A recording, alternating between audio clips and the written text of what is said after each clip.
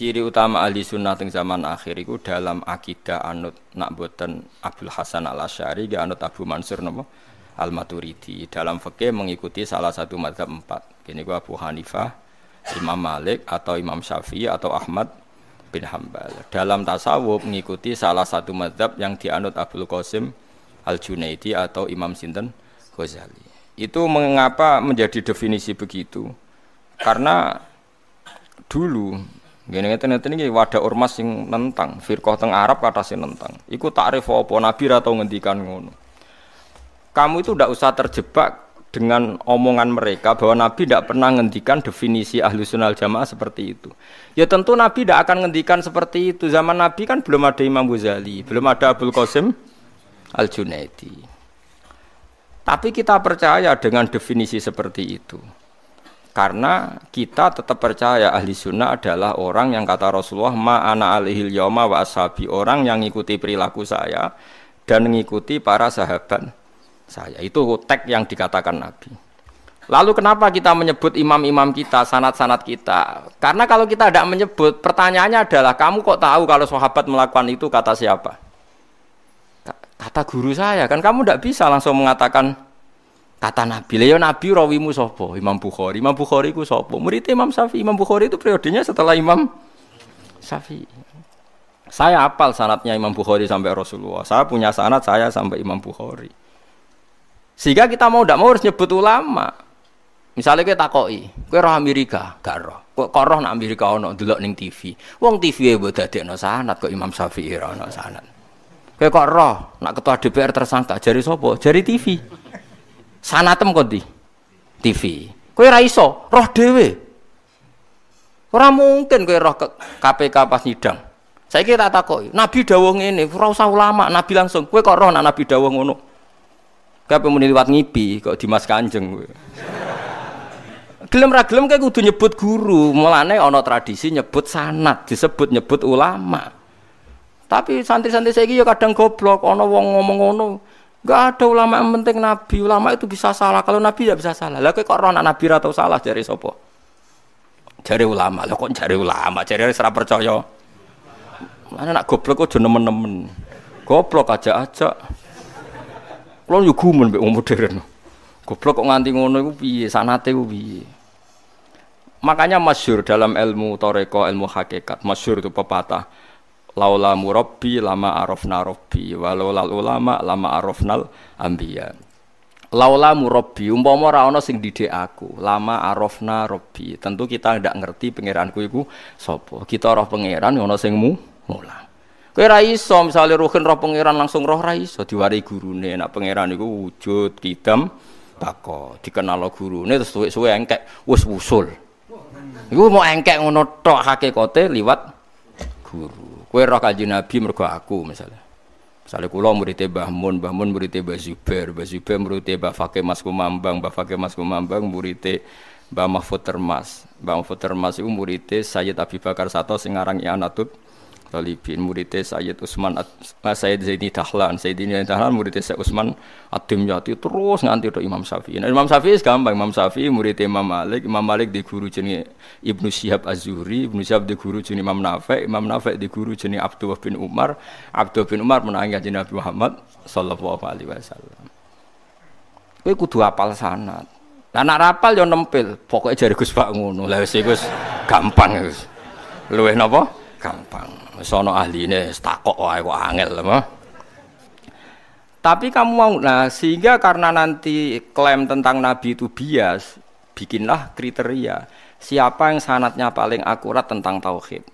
Kita menyebut Abdul Hasan Al-Asy'ari sama Abu Mansur Al-Maturidi. Siapa yang paling akurat dalam sanad ilmu tasawuf? Kita menyebut Abdul Qasim Al-Junaidi dengan Imam Ghazali. Siapa yang paling akurat dalam sanad fikih? Kita menyebut misalnya Abu Hanifah. Siapa urutannya? Imam Malik, Imam siapa? Syafi'i, Ahmad bin Hambal. Ini sesuai periode. Karena wulidas Syafi'i yauma mata Abu Hanifah. Imam Syafi'i itu lahir ketika hari kematian Abu Hanifah. Kila seperti itu. Yang jelas tahunnya sama. Sehingga kita harus nyebut Abu Hanifah dulu karena paling senior, paling awal. Imam Syafi'i itu sering tawassul, sering wasilah sama siapa itu? Abu Hanifah. Ini sudah tak petakan, saya baca yang sensitif lah, so yang ini ya. Ziyar al-Babus Samin, terus sebentar ini yang bab tawassul.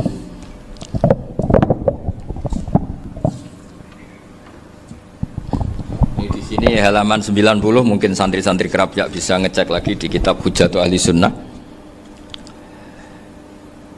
Ketika cerita tawassul, di antara yang diceritakan Mbah Ali Maksum adalah perilaku ya, bukan sekedar statement tapi apa? Perilaku. Perilakunya Imam Syafi'i atau ahwalnya kalau bahasa halusnya, yang selalu ke makamnya Abu Hanifah untuk tawassul. Padahal Imam Syafi'i itu orang yang secara ilmu sering kritik Abu Hanifah. Jadi ini saya baca ini di halaman 100, jadi tawassul mulai halaman 9 berapa ini sampai halaman ini yang qala sami'tu Syafi'iyya yaqul inni la atabarraku bi Abi Hanifah wa aji'u ila qabri fi kulli yaumin za'iran fa idza uridat li hajatun shallaitu rak'atain, halaman 100, waji'tu wa sa'altu wa ta'ala al hajat indahu fama tab'udu anni hatta tuqda. Kanal Imam Syafi'i ayyama huwa bi Baghdad yatawassalu bil Imam Abi Hanifah yaji'u ila dorihi fayusallimu alaihi wa yatawassalu ila Allah bihi fi qada'i hajati. Terus wa yatawassalu Imam Ahmad bi Imamina Syafi'i. Jadi di antara yang diceritakan Mbah Ali Maksum itu betapa Imam Syafi'i yang terkenal sering mengkritik Abu Hanifah dalam tatanan fikih karena beliau tidak percaya ada istihsan. Abu Hanifah berpendapat adanya istihsan, dan kita tahu lah ikhtilafu Syafi'i wa Abu Hanifah itu besar sekali. Tapi beliau itu tahu Abu Hanifah itu orang yang sangat soleh. Abu Hanifah itu kalau ketemu sama orang yang utang beliau itu yang lari bukan yang utang Abu Hanifah, karena takut orangnya itu izin. Jadi kalau ketemu yang utang di jalan itu yang sembunyi itu Abu Hanifah. Kenapa engkau sembunyi? Ada yang utang saya lewat, nanti orangnya malu. Jadi setingkat Robi'ah Adawiyah itu beliau di rumah ada maling itu sembunyi. Ditanya kenapa engkau sembunyi? Malu, gak ada yang dimaling. Malu sama malingnya karena serumah itu gak ada barang yang layak dicolong itu. Itu Robi'ah sampai dia sembunyi. Itu yang bisa niru itu Abu Hanifah. Jadi wali-wali besar ini ternyata saling menghormati dan saling tawassul. Nah saya berharap tawassul ini bukan sekedar perilaku sosial, tapi memang ada sanatnya. Sehingga terus diceritakan Bali di sini dulu istaqa Umar bil Abbas. Kata siapa tawassul harus dengan Rasulullah SAW? Dulu istaqa Umar bil Abbas. Sayyidina Umar itu tawassul istisqa dengan Sayyid Abbas. Padahal kita tahu Sayyid Abbas ini tidak nabi. Terus beliau cerita sampai Imam Syafi'i tawassul sama Abi Hanifah. Sehingga nggak ada perdebatan, itu kan Umar. Kalau Umar kan ada jaminan boleh diikuti karena beliau sahabat. Bali cerita tentang Imam Syafi'i yang tawassul dengan Abu Hanifah. Seargumentatif itu. Maka saran saya kepada alumni Kerapjak, santri-santri Kerapjak, karena saya hanya berani ngomong sama santri Kerapjak, sama mas saya ada berani kalah sepuh. Itu tradisi keilmuan itu harus dijaga dengan hujjah dan dengan tadwin, dengan pembukuan. Saya punya sekian cerita ya, misalnya dulu kita mungkin iskal itu janggal. Kenapa sih orang Islam tukaran sama orang Islam itu? Sehingga diantara doa Nabi yang enggak dikabulkan Allah, enggak boleh dikabulkan sama Allah, enggak boleh, bukan berarti enggak mustajab. Redaksinya famana aniha, memang enggak boleh. Redaksinya bukan falam yastajib lahu tapi famana aniha. Di Al-Marrah As-Salisa ini Nabi dilarang, yaitu melarang umat Islam itu jangan sampai tukaran sama umat Islam sendiri. Itu kata Allah, ya tidak bisa kata Allah, kalau itu tidak saya kabulkan. Itu dulu guru-guru kita nyontohkan sederhana. Kira-kira kalau saya tukaran wek Gus Zofuru mbah mun luwih ikhlas dibanding ditukari wong liya. Nakno kakak ditabuk adik wong tua luwih ikhlas dibanding ditabuk tangga. Barokahnya membaca kita lebih mentoleransi. Kalau ada Mbah Hashim dikritik Mbah Fakih Mas Kumambang, kita ikhlas itu. Tidak dikritik guru PAUD itu kan, atau dikritik orang-orang yang nggak bisa ngaji. Artinya Ternyata keliru kita bilang kiai kok tukaran. Justru bagus kiai tukaran. Dibanding kiai dikritik guru PAUD atau dikritik orang-orang yang nggak bisa baca kitab. Akhirnya barokahnya baca kita menjadi tahu. Dulu Mbah Mun sering cerita, ini masih cerita silsilah ya. Jadi Mbah Ali Maksum tadi kita tahu di antara guru besarnya Mbah Ali Maksum tentu Mbah Mahfud Termas. Beliau adalah adik dari Kiai Mahfud Termas. Mbah Dimyati ini adik Kiai Mahfud Termas. Itu punya saudara namanya Abdul Razak, juga punya saudara namanya Dahlan, itu yang membawa Thariqah Syadziliyah di Solo Raya, yang sekarang alhamdulillah diteruskan Gus Wafi. Dulu di antara pesannya Mbah Mun ke saya, hak Wafi kandani kon ziarah ning Mbah Dimyati. Mergo Thariqah Syadziliyah dulu itu yang bawa keluarganya Mbah Dimyati. Jadi semuanya ini masih dzurriyyatan ba'duha min ba'd. Nah pesan saya karena tadi Mbah Munawir yang termasuk orang pertama yang bawa Quran, bawa qiraah sab'ah. Kenapa saya bilang termasuk? Karena kalau bilang paling pertama ini nanti butuh data dan itu agak kerepotan. Tapi yang jelas mimman istahara lah. Mimman istahara yang membawa sab'ah ke sini itu adalah Mbah Munawir. Terus beliau ngajarkan diantaranya ke Mbak Arwani pakai kitab Satibi, pakai kitab Nazmus Satibi. Terus Nazmus Satibi itu diteruskan oleh Mbak Arwani, ditulis. Yang nulis dulu Mbah Dola Salam. Bapak saya itu murid Mbah Dola. Dulu Mbah Dola sebelum ke Mbak Arwani ngaji sama Ki Said di Sampang. Bapak saya sebelum ngaji di Mbah Dola sudah hafal Quran lewat buyut saya sendiri namanya Ki Zubaidi. Yang Ki Zubaidi akhirnya jadi menantunya Mbak Ahmad Su'eb. Jadi buyut saya kandung ini namanya Sofia, itu asal keluarga Lasem, yang adiknya Sofia ini punya adik Badiah yang jadi ibunya Ki Sahal.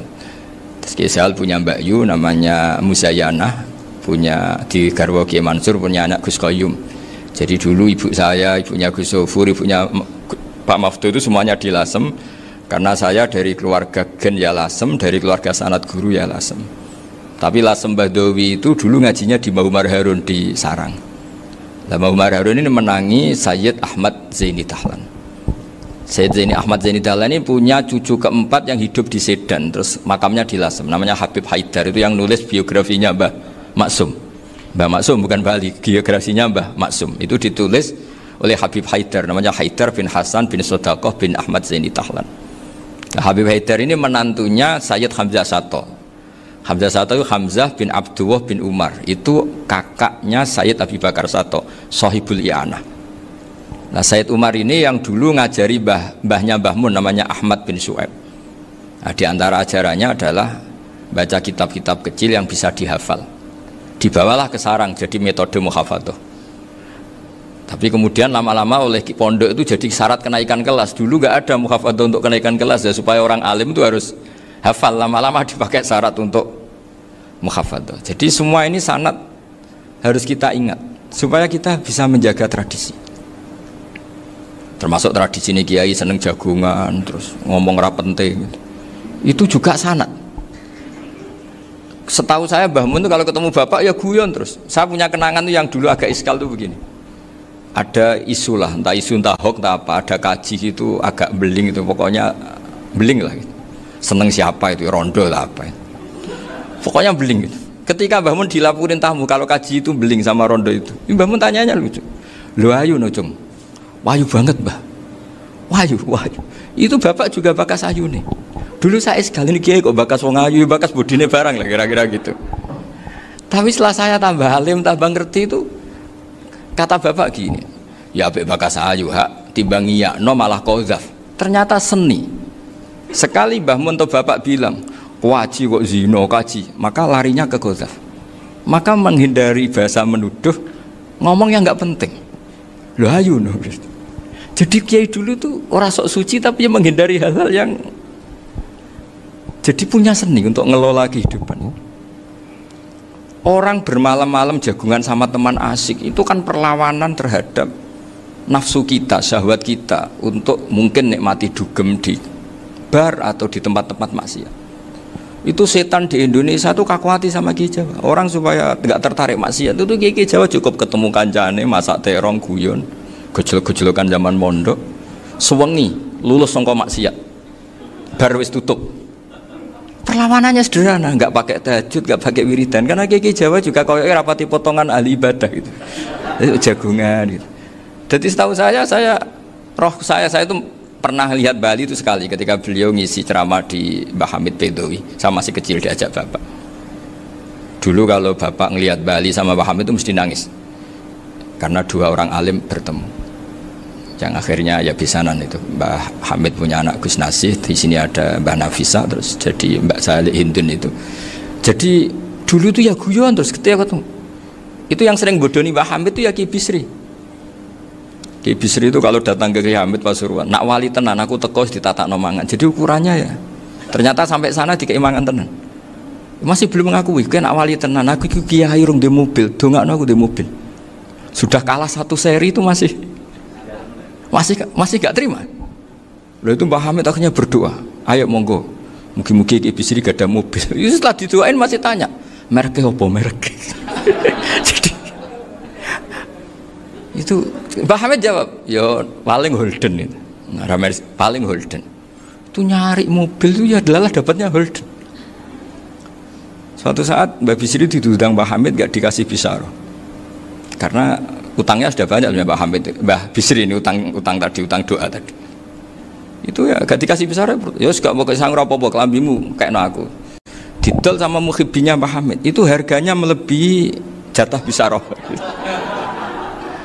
Ketemu Mbah Hamid, Kang, susu Kang, mergo. Jadi dulu itu rileks, makanya ini yang diceritakan ke Zofur. Sebetulnya kalau kiai-kiai itu bersanat itu ya rileks, hidupnya itu rileks. Karena rileks ini perlawanan terhadap kemungkaran. Saya dulu musyawarah sering sama Gus Zofur usul fikih. Itu jelas di antara yang ditulis Lubil Usul itu. Ya kita tahu tadi misalnya sanad usul fikih, Mbah Ber itu sangat al-usuli, Kiai Zubair Dahlan, abahnya Mbah Mun. Punya murid diantaranya Kiai Sahal. Kiai Sahal punya karangan Thariqatul Husul fi Syarhi Lubil Usul. Itu Thariqatul Husul itu beliau ngendikan dalam mukaddimah bahwa saya bisa mensarah ini berdasar ngaji maknani sama Mbah Zubair. Terus beliau mengutip sarah itu dari kitab Nailul Ma'mul. Beliau ngendikan binus khotin khatiyah ghairi matbu'ah. Dan itu ditemukan di Kiai Mansur di Lasem, karena Kiai Mansur iparnya Mbah Sahal.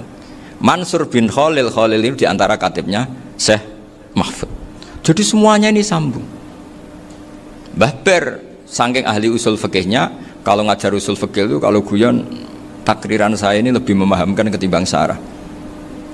Ya sudah, terus Mbah Zubair Kiai Fakih, terus Syekh Mahfud.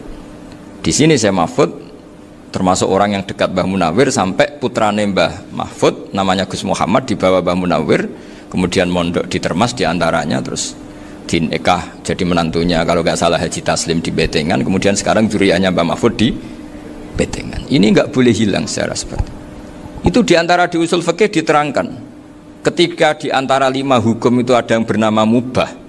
Mubah itu boleh dilakukan, boleh ditinggalkan, dan kalau dilakukan ya tidak berpahala, tidak disiksa.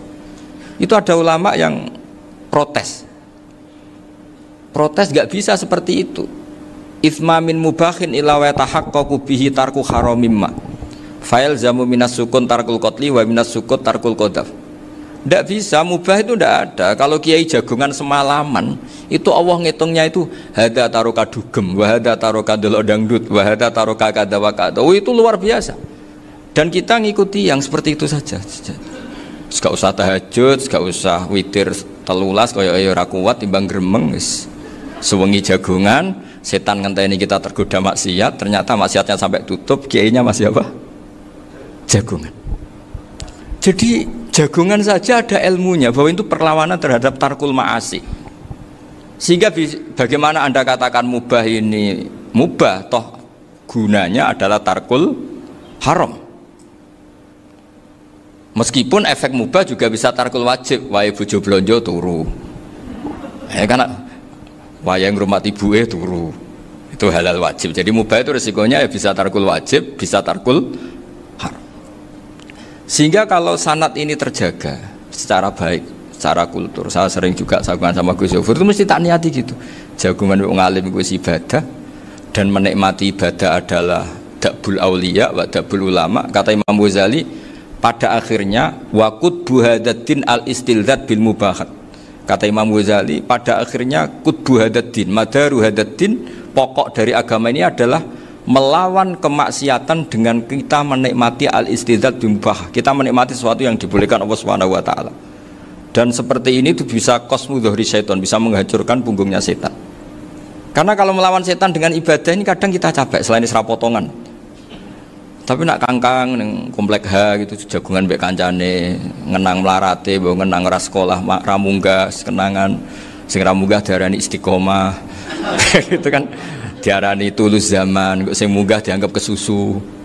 Saya ini punya pondok Quran, kalau ada yang hafal 3 tahun mesti digojol kancane. Gak apik kesusu itu. Kesusu itu mesti tidak barokah karena tergesa-gesa apa? Hatam. Sehingga yang enggak hatam-hatam itu kayak partai mayoritas. Ini yang partai tulis zaman katanya. Ahlus sabri katanya. Akhirnya di pondok gara-gara itu mau guyon tapi enggak ada stigmasi yang enggak naik. Di Pondok Sarang itu saya punya temen itu banyak yang sekelas dengan saya, sekelas sama Gus Kamil, akhirnya sekelas dengan Gus Sofur. Padahal saya ini kakak kelas. Saya temannya, Gus Kamil temannya Gus Sofur. Ini anak ini nggak pernah naik, itu nggak dinyek, nggak dicibir di pondok. Karena guyonan tadi, guyonan bahwa ini bagian dari bentuk apa? Istiqomah. Nanti yang goblok juga tenang. Karena kiainya cerita, kadang santri goblok ya barokah. Di sini pondok akeh santri ora tau sinau ning omah dadi kiai gede. Selalu kiainya tuh cerita seperti itu. Akhirnya sing goblok ya bangga dengan kegoblokannya. Iya, jadi kiai itu orang yang meskipun guyon ini barokahnya Masya Allah. Dan setahu saya kiai-kiai alim itu ya senengannya guyon karena tadi guyon itu luar biasa. Bapak saya itu kalau pesan sama saya itu enak ngaji wis guyon nice. Wong ning omah mikir utang, mikir wedi bojo macam-macam kok ngaji kok jak nangis pisan, nangis ping pindho gitu. Sudah jak guyon ae. Paling gak lali. Gitu. Dan beliau punya dalil kul bi fadlillah bi rahmati fa bidzalika falyafrah.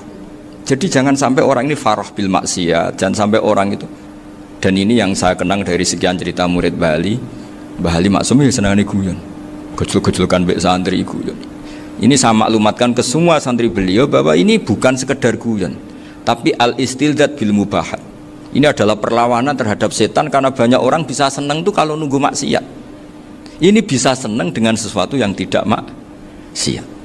Itu kayak apa hebatnya?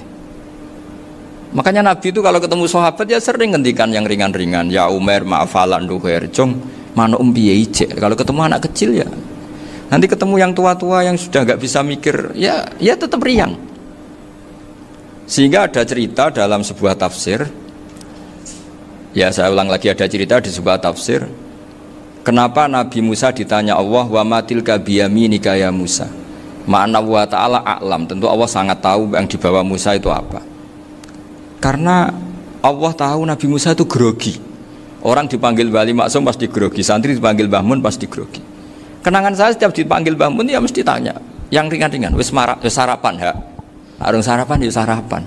Pas sarapan ya kan tanduk mangan sing enak, wong santri ora tau mangan enak. Ya enggak pernah ngomong yang penting, ngendikan yang penting. Nah, karena Nabi Musa ini grogi, ini sebagian tafsir. Itu ditanya yang ringan, "Sake iku nggawa apa?" Karena pertanyaannya ringan, Nabi Musa juga ringan. Ya Nabi Musa itu sampai lali iku pangeran sing ya'lamu sirra wa akhfa. Diterangno.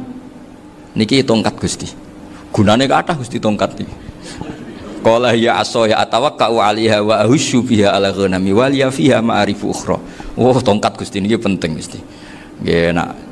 Nggih macam-macam lah Gusti. Atawakkau 'alaiha wa ahusyu biha 'ala ghanami kangge menghalokan wal. Masih terangno terakhir dan yang lain-lain Gusti. Wal ya fiha ma'arifu ukhra. Sehingga akhirnya rileks. Karena Nabi Musa terus ngerti.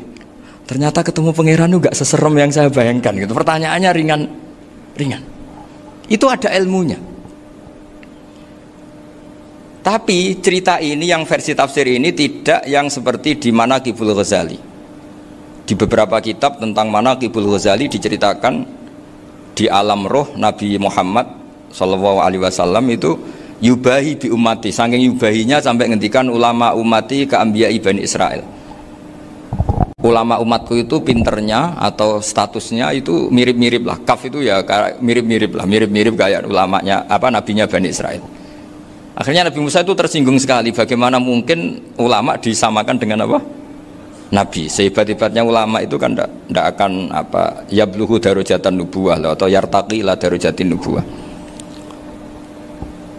Itu akhirnya ya kalau kamu nggak percaya panggil. Yang dipanggil Imam Ghazali. Ya Nabi Muhammad juga gak mau kalah gitu. Kalau manggil ulama RT ya kalah keok gitu.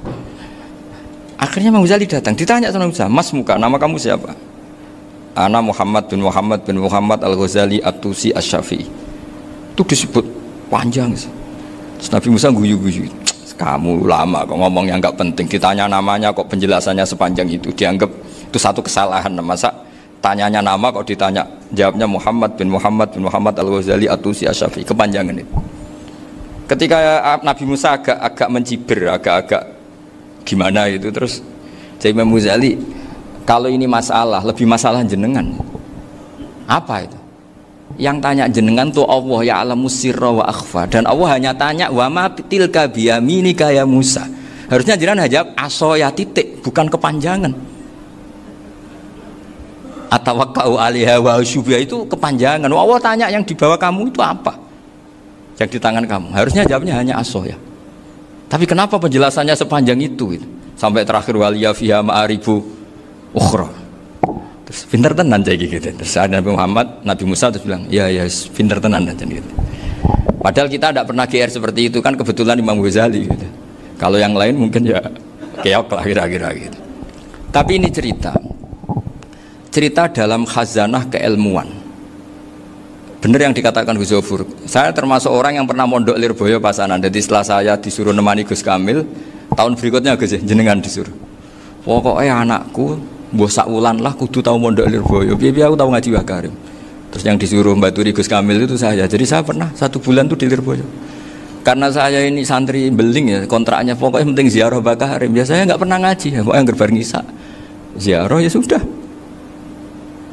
Ngaji subuh ingat saya sama Gus Imam itu dari 17 hari ingat saya ngaji 2 kali. Tapi kalau ziarah ke Mbah Karim sudah lupa jumlahnya karena memang kontraknya disuruh ziarah sampai seperti itu.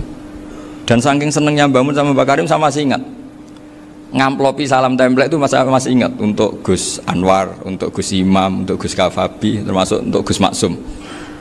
Itu malam-malam saya dijak ngamplopin. Zaman itu saya masih ingat selawewu. Zaman itu kos 1 bulan itu 13.000. Jadi kira-kira kalau 25.000 itu untuk kos 2 bulan. Jadi saya krusnya itu pakai kos. Saya masih ingat Mondok Sarang itu kos 1 bulan 13.000. Berarti kira-kira 500.000 itu di amplopin sendiri sama bangun. Ini untuk Gus War, ini untuk Gus Imam, ini untuk Gus. Padahal Gus Imam ini mondoknya sudah di Mbah Mun. Itu Mbah Mun hormatnya sampai untuk jatah salam template. Nah yang ribet kebalikannya, kita pulang Gus Imam karena melihat Gus Kamil ini putrane Mbah Mun, Gus Kamil disangoni. Saya juga disangoni karena Gus Imam dulu ngaji juga sama Pak D saya, sama keluarga saya. Itu kata Gus Kamil setelah keluar, mau agak muni gua abal, boten berarti gua aku. Karena ini penting, ini kalau sampai dianggap tukar guling, ribet deh. Jadi ditakwil sendirilah, mau gak muni gua abal ya, boten wis, yes berarti halal.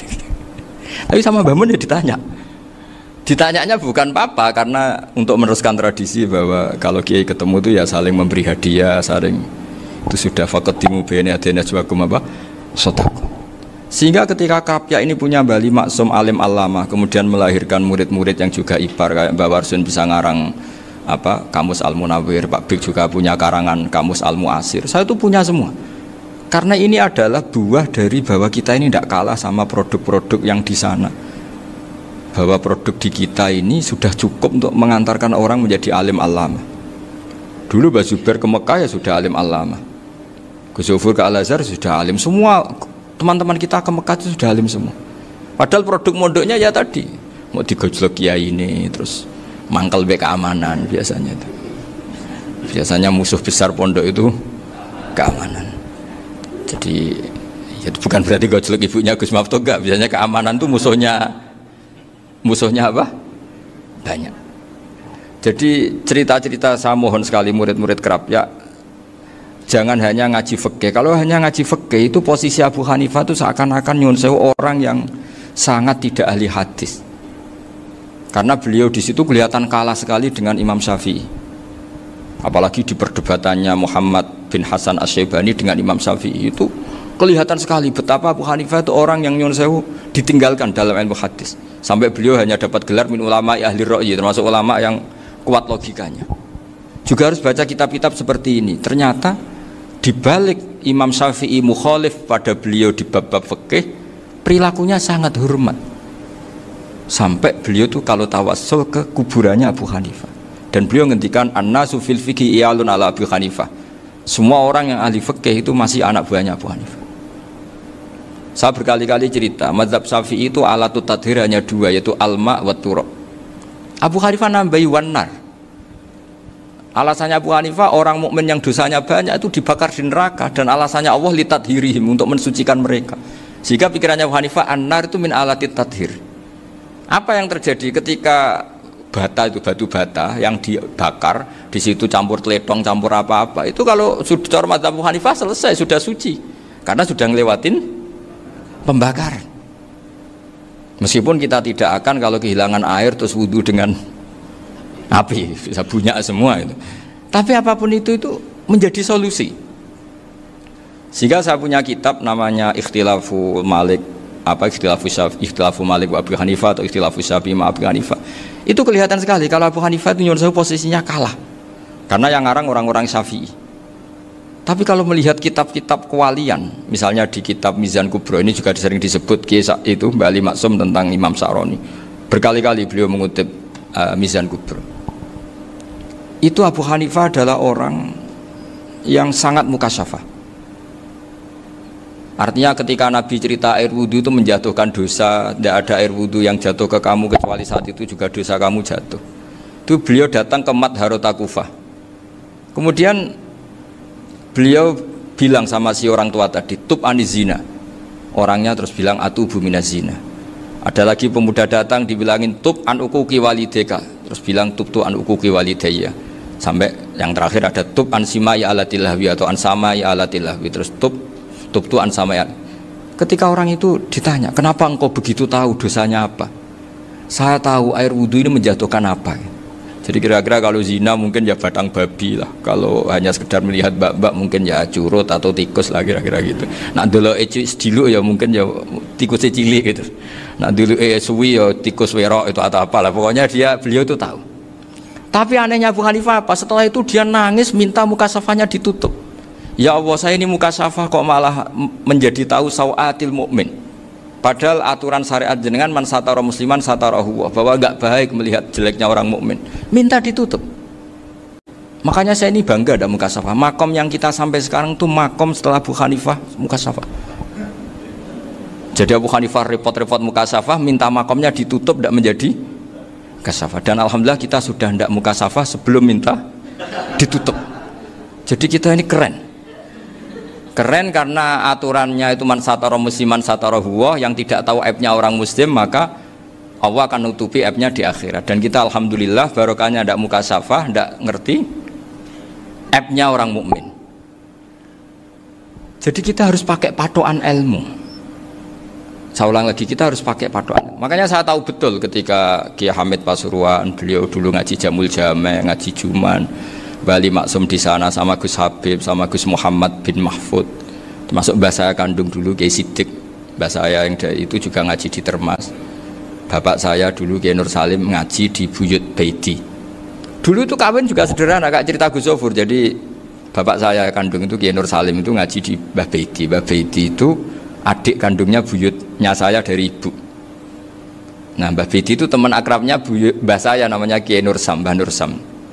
Singkat cerita terus Nur Kiai Jorabi narat Arabekno itu. Setelah bapak saya ke Badullah mau ditawarin jadi mantu, kata bapak saya kula pun dipek mantu Mbah Baiti. Akhirnya dapat ibu saya itu. Karena ibu saya itu cucu Mbah Baiti, itu cucu lambung. Jadi mbahnya ibu saya itu Mbak Yunya Mbah Baiti. Namanya Mbak Sofia tadi yang dapat Mbak Idris itu. Yang Mbak Idris ini bin Umar. Ya Mbak Umar yang mbahnya Mbak Hamid, Hamid bin Abdul bin Umar. Kalau bahasa itu Fatimah binti Idris bin Umar. Dulu kecilnya Mbak Idris namanya Abdul Khalik. Kalau kecilnya Mbak Hamid namanya Abdul Mukti. Kalau kecilnya Mbah Maksum namanya Muhammadun kalau nggak salah. Dulu itu orang dulu itu namanya dua-dua karena diganti ketika musim apa? Haji. Jadi ini terjaga. Sehingga tidak ada ceritanya kiai-kiai yang jagongan kemudian santrinya itu yang agak-agak khawarit loh. Kiai kok sungi-sungi jagongan, gak tahajud, gak duha, itu tidak ada seperti. Karena ini dianggap fi'lul mubahat untuk melawan mungkarat.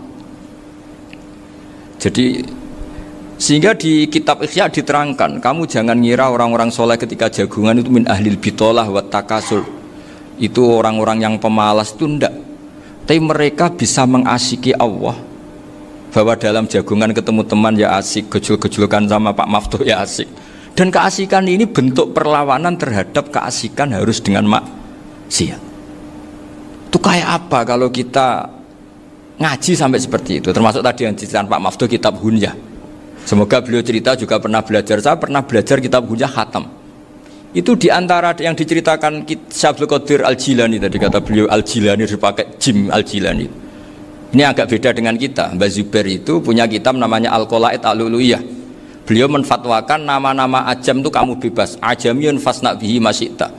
Sehingga kita kalau punya kiai semua cokolal ustukhri, sehingga tak mau cokolal istukhri. Tirmidzi juga nasibnya sama. Qolat rawahut Tirmidziyu. Sing sitok rawahut Turmudziyu.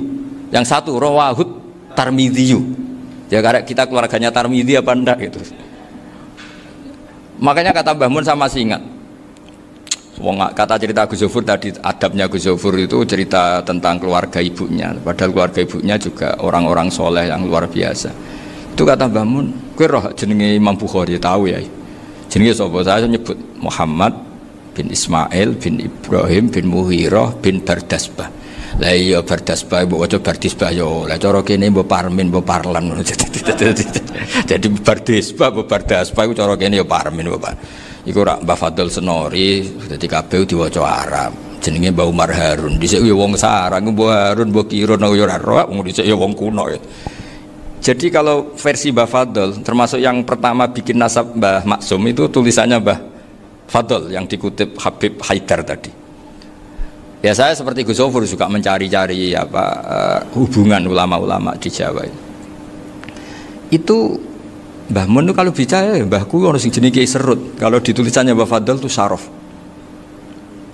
Jadi Mbah Fadl itu fanatik orang-orang alim itu ditulis Arab. Kalau Mbah Mun itu Jawa. Dulu tuh ada wali seto di daerah saya. Dulu orang ya janggal, ternyata ada sato itu, kesamaan di Arabnya itu sato. Sehingga kiai-kiai itu ada fanatik Tirmidzi, Turmudi, Tarmidi, Jilani, Jailani karena ajamiyun fasna bihi masyita. Jadi kalau nama-nama ajam semongko lah baca sekenanya sementing. Cuma mungkin tahqiqnya benar Pak Maftuh tadi, memang di Mu'jamul Buldan itu Al-Jilani bikasri jim, ya sudah kita baca Al-Jilani. Sebab itu kayak Pondok Pelosok Lirboyo itu menurut saya bagus. Orang itu maknani betul sama gurunya. Kalau sarang enggak.